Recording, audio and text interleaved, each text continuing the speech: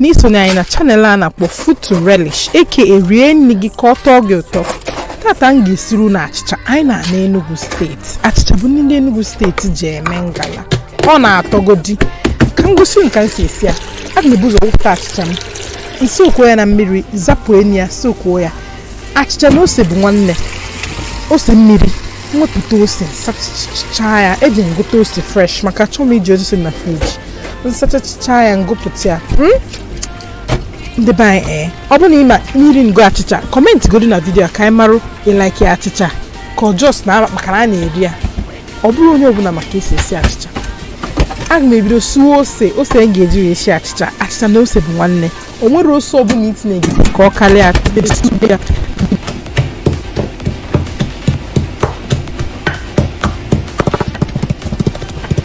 Nsuchichicha ama like iji udo wee suo ose. Ama m why. Just want to name that feeling na nọ n'obodo esi nri ghọta. Nsuchicha ya.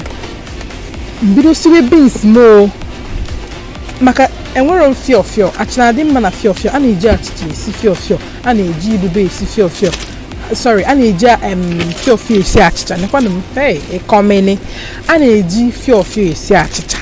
A na-eji ibube esi achịcha. A na-ejikwa beans. A na-eji akịdị. Wagodu m ihe ọzọ ime eji esi achịcha. Akwụkwọ nri ya n'ebe anụ bụ akwụkwọ nri mụ a na-akpọ gbazu agụ. Ọ spinach, mana ọ na-adaba na a lot of things. A ma eji nnu asị aka wee wepịa aja dị n'ime ya. Spinach bụ ihe m ga-eji sie ya ebe a maka enwere nnụ nchanwụ nke m ji enwe green. Mana nsachacha ya ọfụma, ọ na-adịkwa mma na achịcha. Nsa ya ngụpụta ya, mbe ya, debe ya n'akụkụ.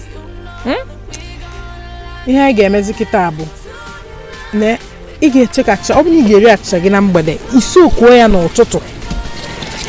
n'ụtụtụ, ibidozie siwe ya na-efie ọkwụ ụfụ, sachachacha ya ọfụma. Ọ bụrụ na nke iji aka gị wee gbana, so achịcha bụ ede akpọ n'anwụ, ịrapịa ọkpọ, ịkwọ ya, ọ ya bụ achịcha anụwa. A na-agbawacha ya n'ụlọ tupu m buli abịa obodo. Tupu m sinye achịcha m n'ọkụ, a ma ebu ụzọ wee tinye akwụkwọ nri n'okpuru maka achọ na-ele ọkụ ọsịsọ. Tinye akwụkwọ nri n'okpuru, isinye ya n'ọkụ. Oge ahụ beans anyị nọzi n'ọkụ na-eye.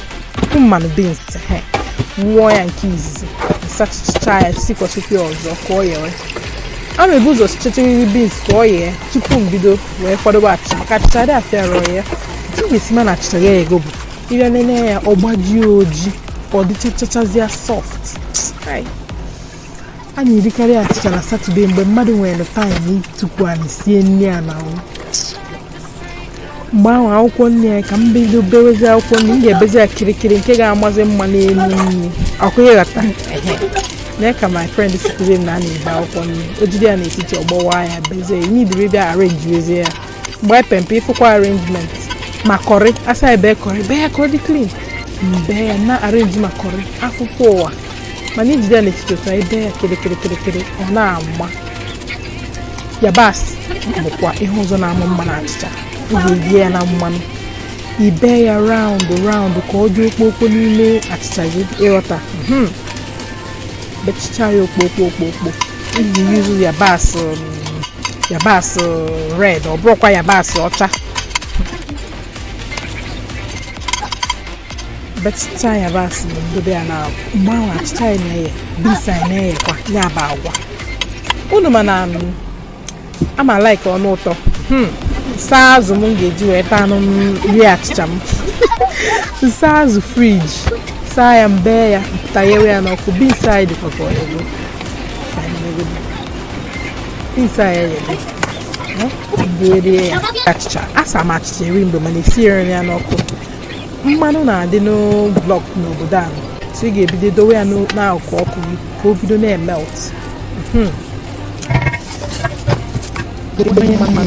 Ezigbote mmanụ ọbọkwa akụrụ itinye ya yabasị, n'inyezie ya ose ahụ esiri esi, tinye obere nnu, iche ka ọ yee. Ọ daa, ọ na-ada shine na kichin na-ekpo.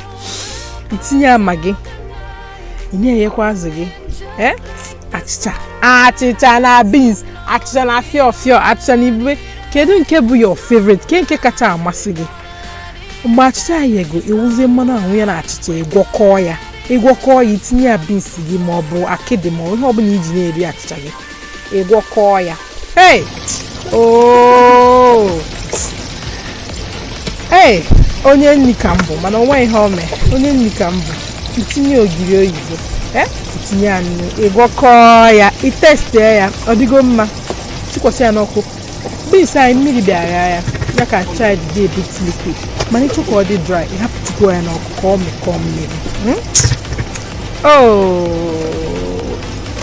na ndị na-achọrọ iche ka nne ya ha sigo anti biko kunye m obere ikunyekwa ha ị na-eshikwa ihe na-eshi isi ka nne ya nne situkwa obere nne ihe ọ na-agbagodi nne na-azụ ama alaiki ka akwa azụ dị n'ime azụ tupu nye ya ka ọ ghara ịgbari ozugbo ngwa ntinyecha akwụkwọ nri ka spinach dị very soft fọtuo ya n'ọkụ achịcha nwanne ama alaiki iji ose iri ya ọma nnukwu nkụzi nke esi eji ose eri achịcha ọ tabiri obere ose ọ tabiri obere achịcha tabiri obere azụ ọ na-atọgodu ịlaiki vidiyo ikiri ịlaiki ihe ikiri ọ bụ na ịlaiki ya nye anyị thumbs up share kwa ya click notification bell comment ya ọ ga-atọgbu anyị thank you for isonye anyị na vidiyo a sonyekwa anyị n'ọzọ anyị ga-eme thank you very much ngwa nke emesịa